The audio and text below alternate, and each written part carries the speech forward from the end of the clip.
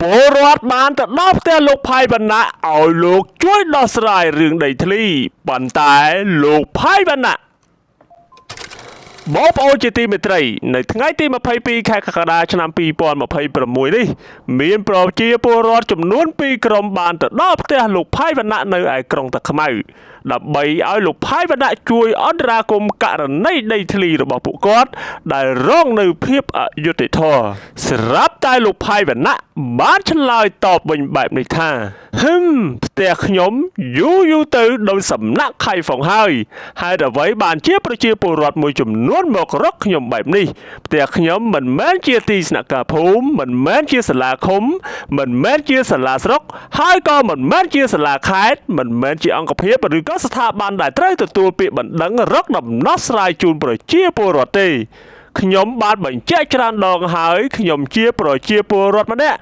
គ្មានតួនាទីក្នុងរាជការគ្មានភារកិច្ចគ្មានសមត្ថកិច្ចទទួលដោះស្រាយវិវាទរបស់ប្រជាពលរដ្ឋនោះទេលោកផៃបណ្ណៈបានបន្តទៀតថានៅថ្ងៃទី22ខែកក្កដាឆ្នាំ2026នេះ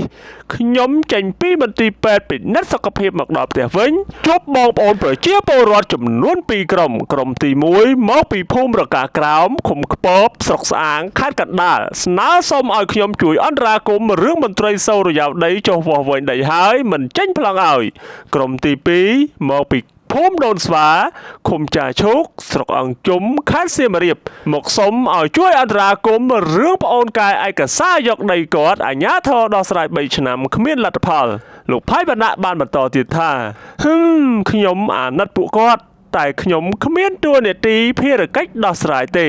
ខ្ញុំជួយបានត្រឹមតែផ្ញើឯកសារពាក់ព័ន្ធរឿងទាំងនេះទៅអាជ្ញាធរពាក់ព័ន្ធប៉ុណ្ណោះបើយោងតាមគណនី Facebook របស់លោកផៃបណ្ណៈបានបន្តបង្ហោះសារបន្តទៀតថាបន្ទាប់ពីលោកទទួលបានឯកសារពីប្រជាពលរដ្ឋពីស្រុកស្អាងខេត្តកណ្ដាលស្នើសុំអន្តរាគមន៍រឿងចុះបញ្ជីដីធ្លីលោកក៏បានបញ្ជាក់ថាខ្ញុំបានថតចម្លងឯកសារផ្ញើជូនទៅលោកប្រធានមន្ត្រីរៀបចំដែនដីនគររូបនីយកម្មនិងសំណង់ខេត្តកណ្ដាលរួចហើយ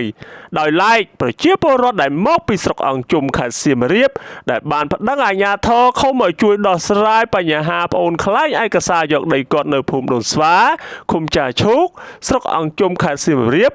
ខ្ញុំក៏បានថតចម្លងឯកសារផ្ញើជូនទៅឯកឧត្តមអភិបាលខេត្តសៀមរាបជួយពិនិត្យរួចហើយដែរជាចុងក្រោយលោកផៃបណ្ណៈបានបញ្ជាក់ច្បាស់បែបនេះថាការងារខ្ញុំបានបញ្ចប់សូមបងប្អូនប្រជាពលរដ្ឋដែលមកផ្ទះខ្ញុំរងចាំអាជ្ញាធរពាក់ព័ន្ធតាក់ទងទៅដើម្បីធ្វើការជាមួយដោយរីករាយសូមអរគុណសូមជម្រាបលា22កក្កដា2026